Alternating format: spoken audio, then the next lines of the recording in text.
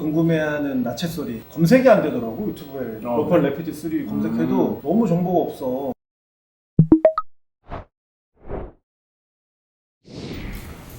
안녕하십니까.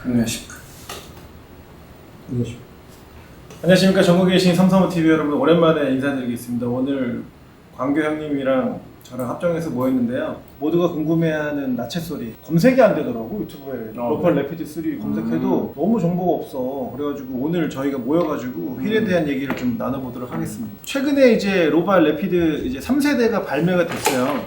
지금 라인업이 보면은 이제 레피드 CLX 3, 그다음에 레피드 CLX 스프린트, 그다음에 이제 알피니스트 CLX 3가 이제 나올 텐데 크가 세 가지 라인업으로 나오고, 기존에 이제 레피드 CLX 2를 대신해 3세대 버전들이 나왔는데, 가장 눈에 띄게 달라진 점은 그 림의 프로파일의 위치가 전에 이제 2세대까지는 뒤가 더 높았죠. 3세대부터는 앞이 더 높은, 요즘 이제 트렌드, 그 앞부분에 대한 자전거 씬에 대한 연구나 형상 개발들이 지금 활발하잖아요. 그러니까 프론트 쪽에 에어로적인 느낌들을 많이 지금 집중하고 있는 그런 추세에 맞춰가지고, 라이더가 실제 탑승했을 때 휠이 주는 에어로적인 느낌, 그 다음에 핸들링, 항속 이런 것들을 고려해서 밸런싱해서 나온 이 새로운 프로파일이라고 보시면 되겠고, 아마 이런 프로파일의 형태들을 다른 휠들도 아마 향후에 좀 쫓아가지 않을까, 이런 좀 생각이 들고요. 그 다음에 스포크, 에리스사의 이제 카본 스포크, 그렇죠.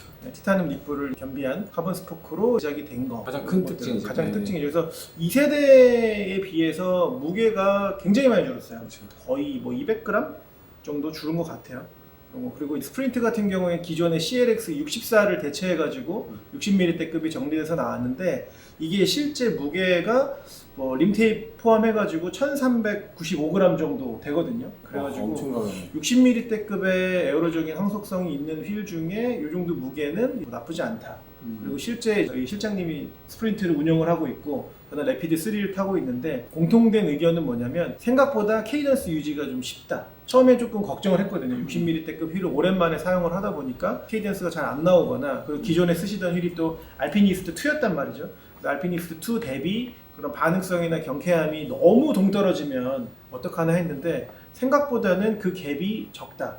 요게 이제 공통된 의견이고, 저도 이제 레피드 CLX 3를 써본 결과 케이던스 유지가 굉장히 쉽고, 그 다음에 저는 깜짝 놀랐던 게 자전거 핸들링이 굉장히 좋아요. 그렇죠. 저도 이제 그 한번 타고 있을 때 그 다운힐 했을 때 이 핸들링이 아주 감을 때 기가 막히죠. 그렇죠. 그래서 이게 요즘에 이런 얘기들이 사실 좀 많잖아요. 왜냐면 요즘 휠이 사실 지금 휠 춘추 전국 시대잖아요. 그렇죠. 뭐 100만 원대 휠부터 지금 뭐 비싼 휠들 600만 원대까지 다양한 라인업들이 휠들이 여러 제조사에서 나오고 있는데, 이제 가장 그 트렌드를 쫓아가는 몇 가지 포인트들이 이제 이너 폭의 뭐 너비, 그 다음에 이제 얼마나 뭐 가볍냐, 그 다음에 스포크 소재를 이제 뭐 카본을 썼냐, 이런 것들이 이제 여러 가지 이제 기능적인 부분에서 이 라이더들 사이에 회자가 되고 있는데, 가벼운 휠들이 사실 이 휠 무게의 중요한 부분인데, 그런 가벼운 휠들에 대한 피드백을 글로벌이나 국내에서 공통적으로 나오는 얘기들이 있어요.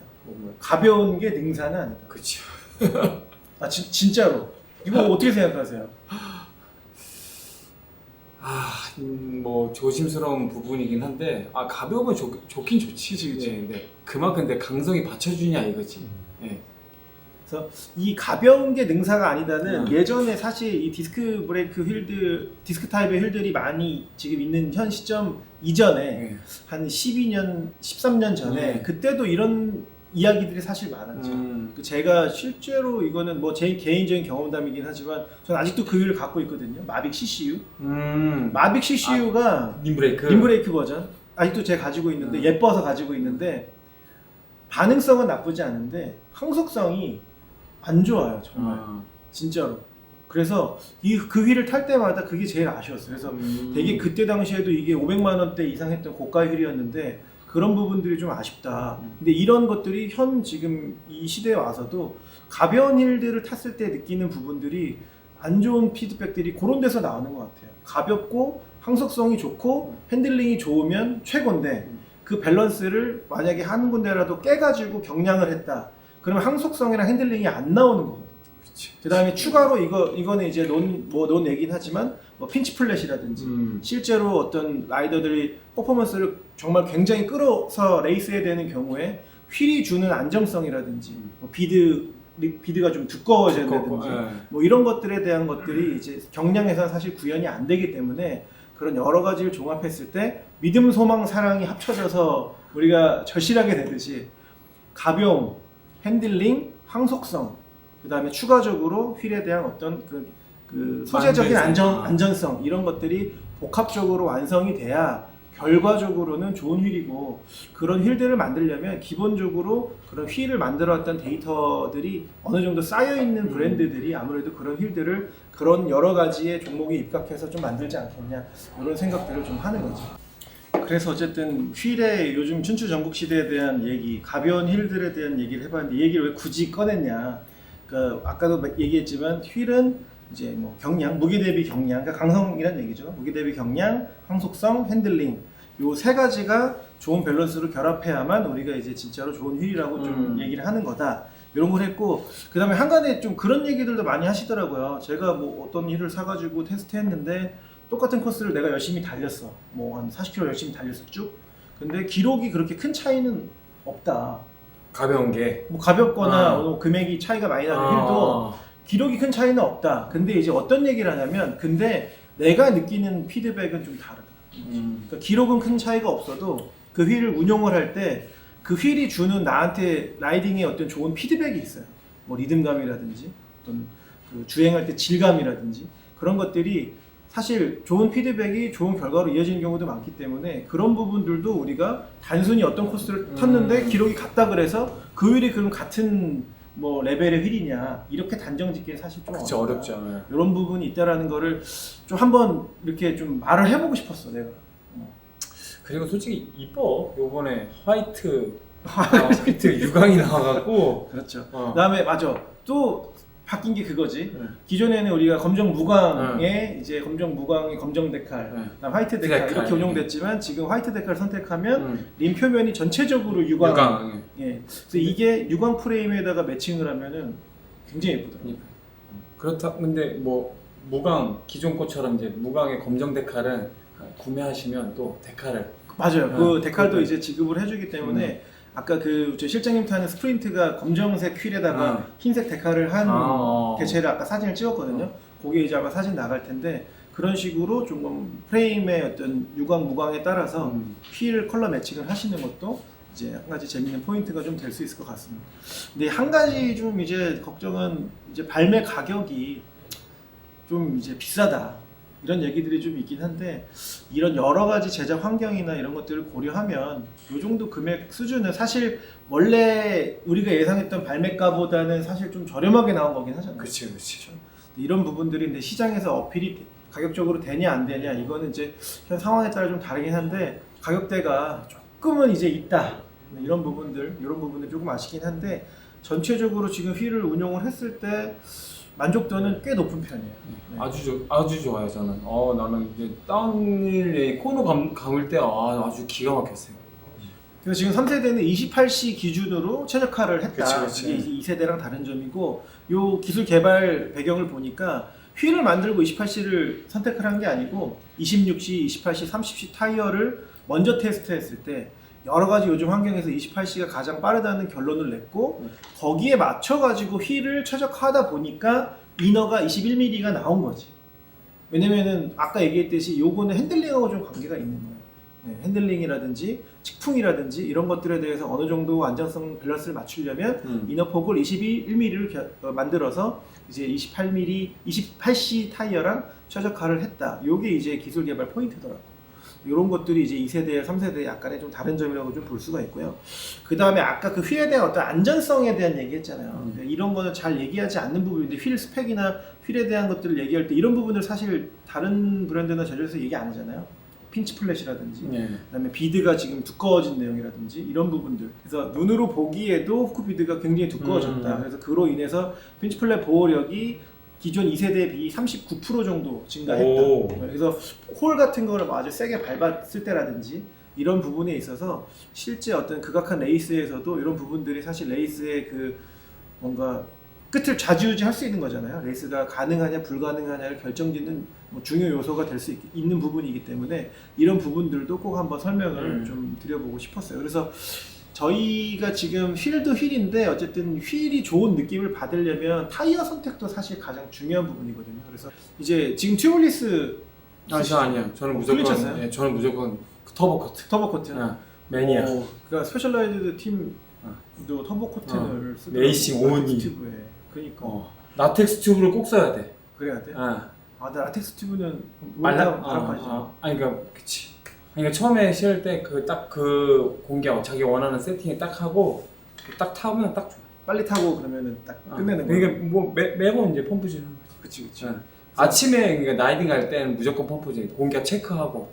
그래서 터보 코튼을 쓰시는 것도 굉장히 빠른 반응성을 이끌어낼 수 있는 조합이고, 그 다음에 그 튜블리스의 어떤 그 푹신푹신한 승차감을 싫어하시는 분들도 계세요. 그치. 그 예전부터 로드 오래 타셨던 분들은 일단 그 고압을 넣어서 그 땡땡거리는 그 느낌을 튜블러. 좋아하시기 때문에 막 140, 160씩 때려 넣었던 그런 분들은 이 튜블리스의 질감을 또 좋아하시지 않더라고요.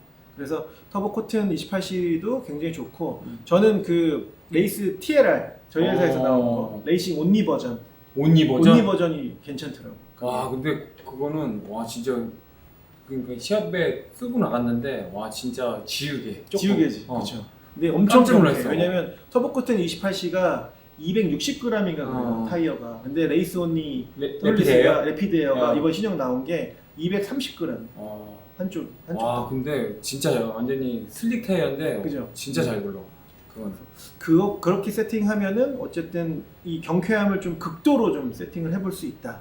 뭐 이런 것들이 있고, 그거 외에 이제 좀 여러 가지 환경에서 좀 대응하고 내구도까지 보시는 분들은 그냥 TLR 모델, 95,000원짜리 TLR 모델, 뭐 30C 원하는 30C 랜더너 하시는 분들은 30C 세팅도 괜찮아요. 왜냐면 30C 세팅을 실장님이 지금 스프린트에다 했거든요.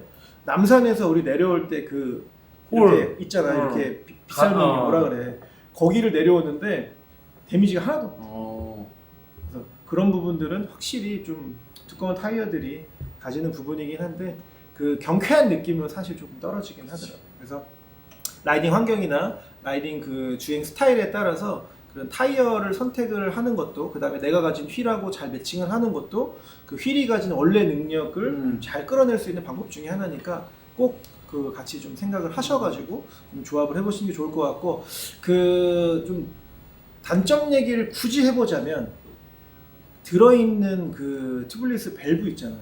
나는 그게 좀 별로더라. 별로요? 나는 그걸 안 썼으니까 모르는 거지. 그래서 그 밸브 마개가 잘 풀려. 잘 풀리고 그 뭔가 겉에 밀폐력이 개인적으로는 좀 아쉬워요. 그래서 튜블리스 밸브는 애프터마켓용 중에 좀 진짜 견고한 거를 무게가 나가더라도 좀 바꾸는 걸 좀 추천을 드리고, 그 다음에 이제 처음에 튜블리스 작업을 하실 때 기존의 림 테이프를 좀 체크를 잘 해서 아마 들뜸이나 이런 게 있으면은 다 걷어낸 다음에 새로 감는 거를 좀 추천을 좀 드립니다.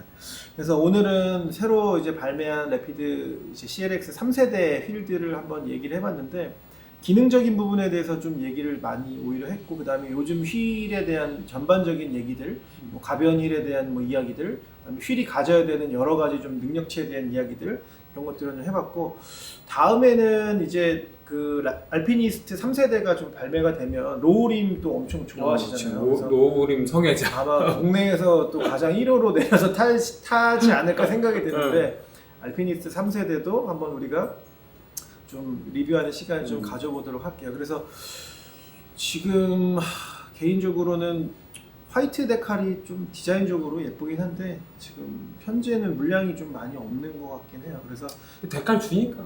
근데 무광 프레임들의 원칙도 많으니까. 그래서 그런 부분들도 한번 좀 잘 보시고 가까운 이제 스토어에다가 이렇게 문의하셔가지고 좋은 이제 휠 선택하셔가지고 좋은 자전거 생활을 하셨으면 좋겠습니다. 네, 이상으로 라이드 335 로벌 라피드야? 래피드 CLX 3